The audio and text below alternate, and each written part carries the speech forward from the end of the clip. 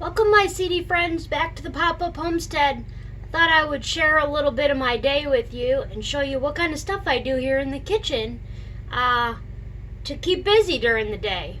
So I plan out every meal pretty far in advance because we try and make as much from scratch as possible. So what we have here is dry kidney beans. So I don't know if you've ever had dry kidney beans before, but they tend to need to soak anywhere 12 to 24 hours. You can see they're kind of wrinkled up. You can actually do a couple things with these kidney beans. I'm going to make this big batch up. I'm going to soak them, rinse them, and then I'm going to cook them in the pressure cooker. And I'm making up a big pot of beans. I'll probably put onions and garlic in there. And I'll take half of them and I'll freeze them. So if I want to make chili or rice and beans or bean and cheese burritos or whatever, I'll have already pre-made beans instead of having to open a can of beans. The other thing you can do is you can actually sprout them. So I could grow them and I could eat the green sprouts that come from them. Well, it's not what we're doing today, but I could. My plan is to make rice, make these beans in the pressure cooker, make a pot of rice, and then we'll have rice and beans for dinner. Then I'll have the extra beans that can go in the freezer. So that's one thing I'm doing, and that's just, sitting here rehydrating. Not really hard work or anything, but it's, the forethought. This is my Ninja, and this is, I don't know, you probably can't see from this angle. This here is oatmeal, and it's 1 cup of oatmeal and 4 cups of water, clean water. I blend it up, and that makes oat milk.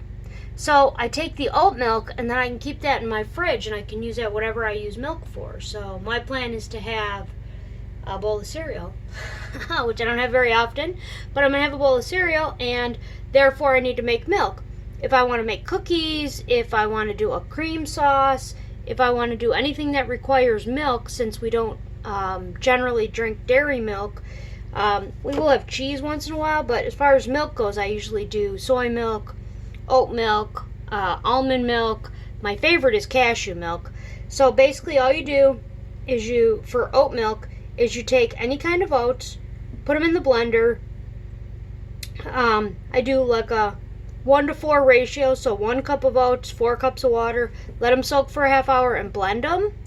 So all I need to do is blend them up, strain them, and then I have oat milk. So I'm going to save you the torture of listening to this blender, and I'm going to show you what the straining process looks like. So I'll be right back. Okay, so I blended up the oat milk. You can see the blended up oats in the Ninja. I just have an old tank top, which is clean. It is stained from the elderberry, so if anyone's on my elderberry syrup, this is the same one I used. I have cheesecloth somewhere, I don't know where it is, but this works fine. You can see I have a colander and then a container. So I'm just going to strain this through. It's interesting when you do oat milk. When you do oat milk, it's kind of, it's hard to explain.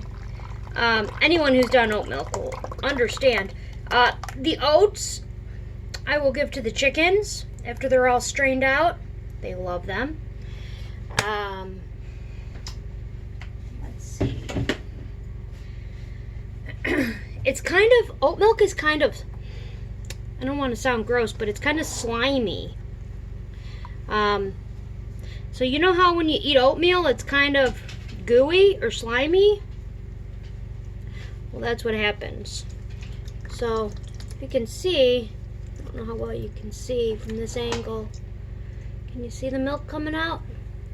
That's without me straining or squeezing it. So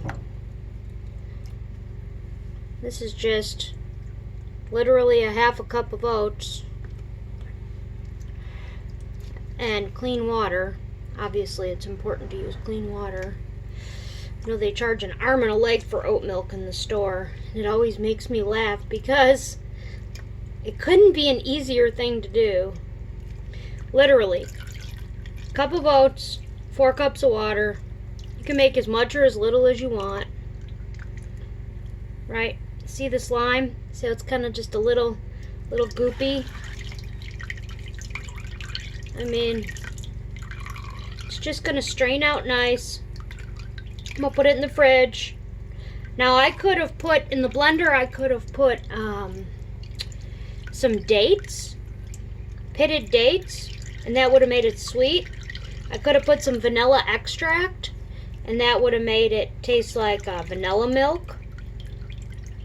I could add some cocoa powder, make it taste like chocolate milk. Or strawberry quick, make it taste like strawberry milk.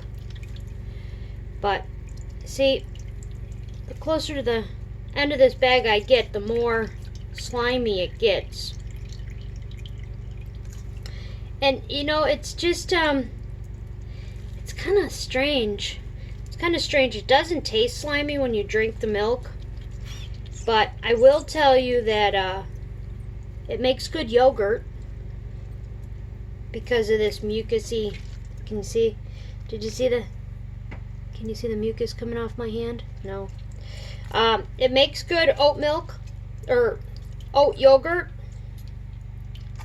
It makes good milk for recipes, and it makes good milk for just drinking. It would be a good substitute to put in your coffee or anything you wanted to do with it. So that's about it. Probably not going to get much more out of there. I'm going to give the rest of the oats to the chickens so nothing goes to waste here. I try and waste as little as possible.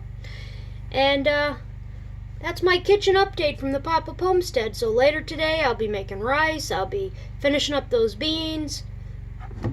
I'll be taking this milk and transferring it into a glass container and putting it in the fridge. And yeah, that's it. All right. My little daily update from the Popup Homestead. Take care, y'all.